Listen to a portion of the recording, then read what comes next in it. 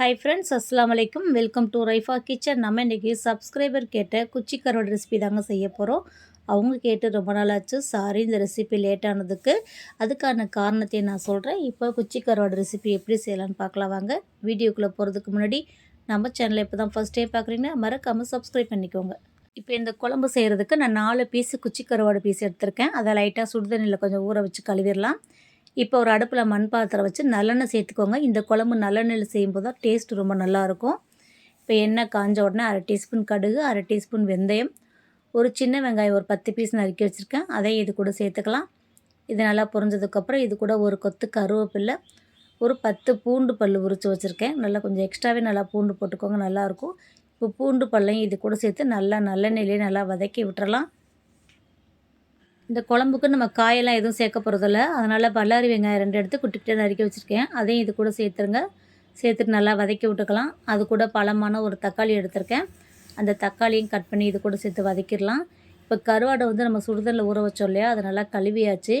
இப்போ அதுலேருந்து ஒரு சின்ன துண்டு பீஸ் எடுத்து இந்த வெங்காயம் தக்காளி வதங்கும் போதே போட்டோன்னா குழம்பு நல்லா வாசனையாக இருக்கும். அந்த கருவாடு ஃப்ளேவர் வந்து நமக்கு நல்லா கிடைக்கும்.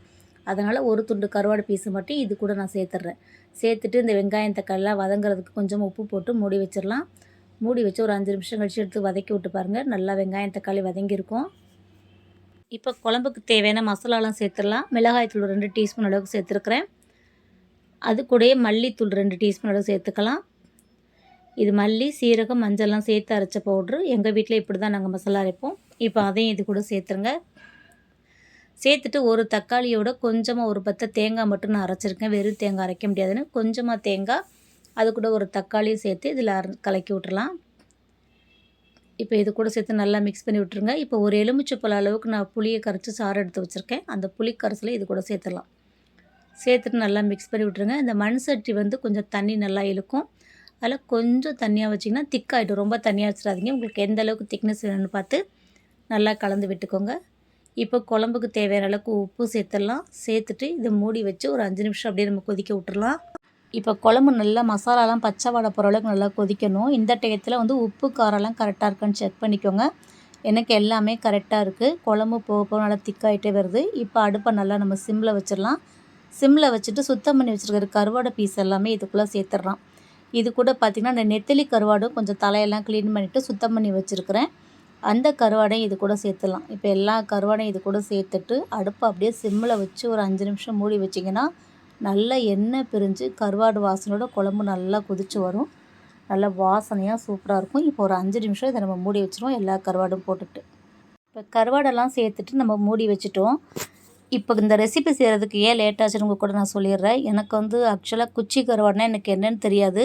குச்சி கருவாடுனா நான் நெத்திலி கருவாடுன்னு நினச்சி தான் அந்த குச்சி அது செய்கிறதுக்காக நெத்திலி கருவாடு நான் வாங்கி வச்சுருந்தேன். அப்போ எங்கள் ஃப்ரெண்டு வீட்டுக்கு வந்தவங்க சொல்லுவாங்க, இது கிடையாது குச்சி கருவாடு, குச்சி கருவாடுன்னு வேறு தனியாக இருக்குது. சப்ஸ்கிரைபர் எப்படி கேட்டாங்களோ நீங்கள் அதேமாதிரி செஞ்சு காமிங்க, கொஞ்சம் வெயிட் பண்ணுங்கன்னு சொல்லிவிட்டு அவங்க அடுத்து வரும்போது எனக்கு அந்த குச்சி கருவாடு வாங்கிட்டு வந்து கொடுத்தாங்க. ஆனால் அதோடய பேர் என்னென்னு அதோட மீன் பேர் என்னென்னு எனக்கும் தெரியாது.